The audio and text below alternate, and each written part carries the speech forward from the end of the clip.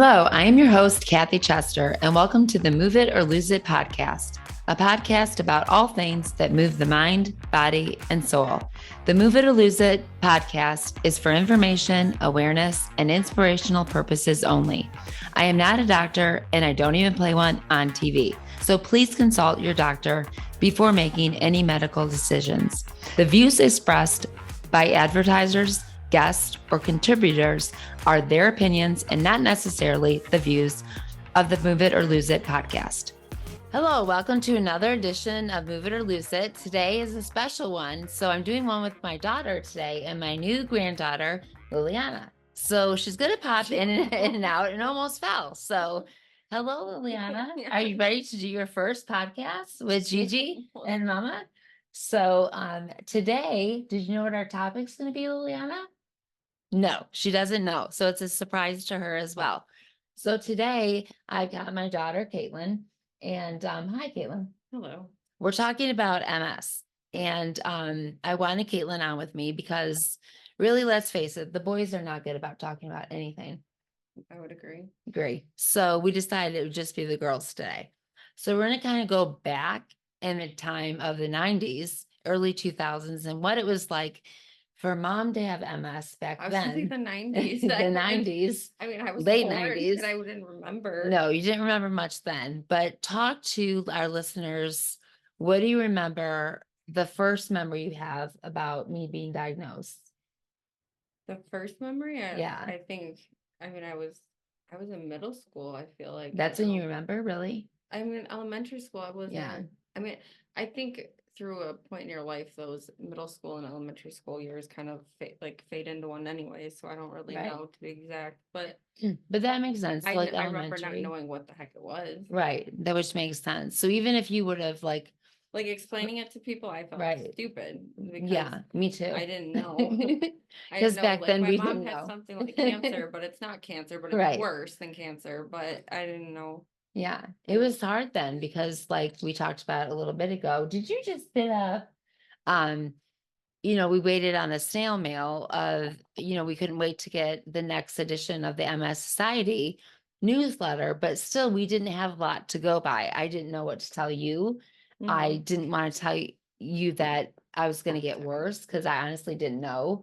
And then when I was on Ty-Sabry, we really did think that I was going to be better and that there was nothing to worry about. And I do remember remember that it being a lot of on and off. Yeah. And sometimes it could be okay, sometimes Right. we're worried. And that's what made me feel stupid talking to people about, I guess stupid if that's the word to use, because it would be like my mom's really sick and then no, she's not. And Right. then, well, she has this disease, but I don't know what it is. And then and it's just confusing. Right.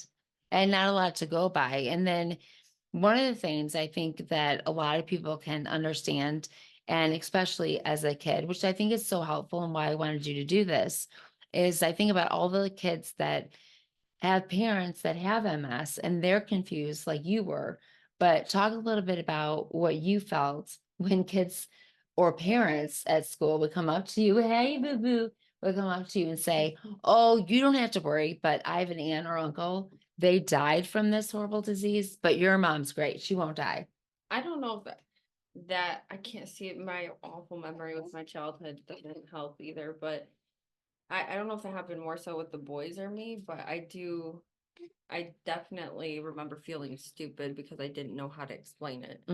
So, and that's like, and I remember getting angry because no one was giving me like, not that, I guess as a kid you did want not attention from it, but when you're a kid, validation. Yeah, I guess. And so you're like, why is no one like, oh, I'm sorry. And Right. when I'm so stressed out because my family's out, but it's hard to Right. explain. Well, especially I would think when I was on chemo, it was a lower dose, but you're coming home, mom's on the couch. Or you would look good. Yeah. And that would confuse me and people. Yeah. Because you didn't look sick. Well, the invisible disease, you Right. nailed it. Yeah. So it's in the book, you look so good. That's what everybody tells us. Right. And so that's kind of a weird thing because it's like, do we want to look sick? Not really. I mean, do you want to go around looking like, oh, I'm a sick person? So it's like this confusing thing because you don't want to look sick, but you also want people to understand like, hey, you know what? I just don't feel like I could do this today. right, Liliana? Sometimes we just can't do things. And it was hard because the scariest part for me with you guys, especially, was when we planned to go on a vacation, camping, or went to Florida, to Disney World. And I inside would get so nerved up because I would get so excited for you guys See, to that I go do didn't, that I something. didn't know about. No, I would never tell And you. that's why it made it hard. Right. Right. And you'll So- understand as a mom now because you'll want to do so many fun things. Yeah. But my nervousness was, what if we get there and my body just is like, yeah, you're not doing it. I guess in a sense you can relate it in a very small sliver to being pregnant. Because it's like you don't, like a very terrible pregnancy is one Yeah. thing. So, because it's like you could feel great 1 second and then the next you have to fake it because you don't look it or Right. whatever it is. Yeah. Very So, true. And just it, because I think for other people to understand, you have to relate. And right. if you don't give an example of something someone's going through, then they're like, I don't know. Mhm. For sure. I think that that's really good. And I think a lot of people, especially if you haven't dealt with an illness, you don't understand. And with MS, I mean, like you said, an example, you've watched me now that you've been with me more and more lately. You've watched my legs. Like when I'm Yeah. like crawling up the stairs, and the next day I'm like, want to work out? Let's go on a Right. treadmill. Right. And it's like one day my legs are working, and one day they're not. So for other people who don't know about MS, it's really hard to describe. It's confusing. It leads people to think, is this real or not? And that's frustrating for us because we're like, you don't see everything inside and how much pain we're in. Right. So it's like, unless you are in a chair or you're really debilitated, people don't feel like you have something. Right. And so it is frustrating. And I'm sure for you guys as kids, it was so confusing to explain and probably felt like you don't understand. My mom is sick and she does a lot, when people would act like, I don't think she's sick. And I'm sure, like, growing up and still today, it is hard. Yeah. Yeah, it's a lot to even knowing everything. There's so much I feel like goes into multiple sclerosis that it's like, what do you say?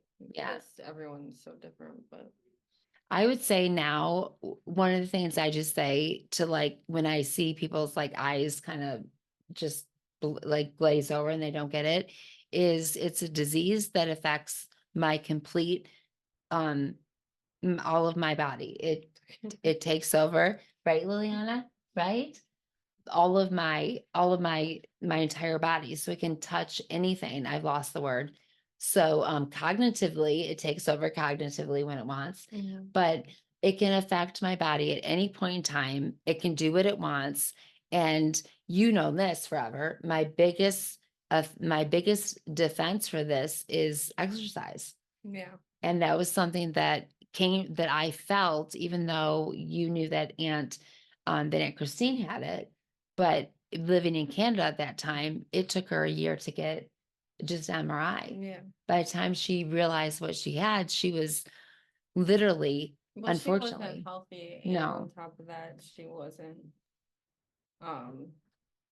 they didn't know that much then. no, not at all. They didn't know very much. And in Canada, it was so hard to get tests and to get the medication she needed. And there were only 2 medications at the time. Mhm. So we're talking like early 90s. So that was really tough.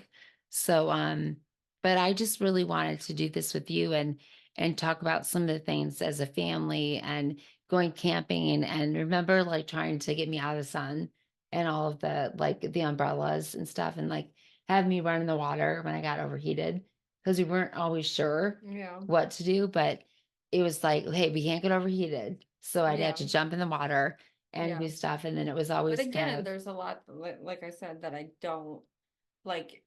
didn't see necessarily because you did hide it so well, or because you weren't even trying to hide it, right. but you didn't look No, like I it. did. I But did. I mean, you are the most active person I know, so I'm sure that plays Maybe, but that's why you're so active. in her. But Yeah, maybe that's why our little one's so I've active. seen the side of what is so beneficial to staying active because Mm, I've seen both sides. So yeah. I can. And you see me overdo it, if we're being Yeah. honest to our The viewers. honest switch just started. Yeah. You've seen me overdo it. Not that, That's oh, another I'm thing. tired. Your honesty just started with everything, with like being able to be like, Hey, like viewers, my daughter's like ragging on me right now. I know, I just realized that. No, but I've been more honest No, with which is you. good because it's showing people that it's maybe it's not easy. It's easy for you to say it on here, but it's Right. not. Maybe it takes a while. Well, it's hard. It So, is harder for me to tell you, to be honest with you, about how bad I'm doing, well, because I nobody don't wants want to you to tell know their that. kids that, and then on top No, of it, you don't want to realize it yourself. no. So for other people to hear that, you are giving it out because you're going Right. through it is different. Well, yeah, I mean, to other people, it's one thing, but to my daughter, Yeah. I don't want you to know that I'm doing worse. But I also know that it's important that you know. And so, you being here with me, it is important. And Right. it's important to know that our little Liliana is gone night night. She's night night in her little Nike outfit. So, but I do love you so much. And I thought it was just so important that we talked about that, because I do think about all the little kids that really don't understand what their parents are going through, whether it's mom or dad. Yeah. And a lot of times I'm working with a dad who's afraid that they'll never be able to play catch with their kids. Mm-hmm. Or, you never saw me. I have been blessed to not be in a wheelchair. Well, I definitely think the more honest you are with your kids, the better, because Yeah. then they're not going to have those questions. They Yeah. can explain to other people. It's normal to them. It's not embarrassing, or it doesn't feel like you're pulling a victim card by getting Right. attention. When you're younger and you're taught, I believe that it helps. I agree 100%. Because And now it's there's no normal. reason, because there's so much out there now that we didn't have, Right. that you can really explain. And, Julie Stein, if you didn't know, has written, I don't have it right here, it's in my other area, a beautiful book about sharing with your kids. And that wasn't even thought of back in the day when you were little. It was like you hid it. You hid it from your employer, you hid it from your kids. And really, there was a fear, Kaitlyn, back then. I don't think we ever talked about that. There was a fear that they could take your kids away if you were too sick. Really. So yeah, so that was the big fear that we had, that, just literally fake it till you make it. Yeah. Like, I got this and I That's can, awful. and that was scary. It was, I mean, think about being disabled now. Like, I know when I have my cane and it's really hot and I had to go into the store, I can't tell you how many people just cut me off, cut in front of me, no apologies, no, I'm Yeah. sorry. And I think, man, like, it's still, we're in 2024 Mhm. and people don't get disabilities. Right. So it's You'd think it's they would tricky. get that. But I did want to, But that's part of the part of not looking the part, which is what you're saying, the invisible Yeah. disease that people probably go through, is that people might not go out of your way or help you out, or I mean, who knows these days with what's going on? They might Right. make your cane as part of your outfit. So well, my cane is pretty you cool. don't know. So Yeah. and honestly, people are very oblivious nowadays. Everyone's in their own space. Definitely. So And that's one of the reasons I thought it was important to do this podcast, to bring light to different diseases, multiple sclerosis, but different things, but to bring the heart of it out too, is that this is something that we do together as a family. And there's so many things that go into it. Like, there are times that I'm just too tired and Kaitlyn will have to help out with some dinner stuff. And then I feel like I can hold my little granddaughter. And so I might be on the couch holding her while Kaitlyn's helping with dinner. And when my husband's helping with some other things. So with this disease, it's, you do what you can do. And if you're in a chair and it might be just holding and sitting with your granddaughter, I think it's the most beautiful thing in the world. Or if you're able to go on some walks, some of my favorite things, I've been able to work out in the gym with my daughter and work out with my granddaughter. And I think she's going to be lifting weights. If you see my videos with her doing push-ups, she's doing pretty amazing. But I think it's really important right now, in a time where social media can either really be negative or positive, but to think of the positive parts of it, that we have the ability to share our diseases with our family and with the public, so that they understand that it's something in a healthy way that we can share. And I would say, Kaitlyn, if I had the knowledge then, it would be shared with the questions that you asked me.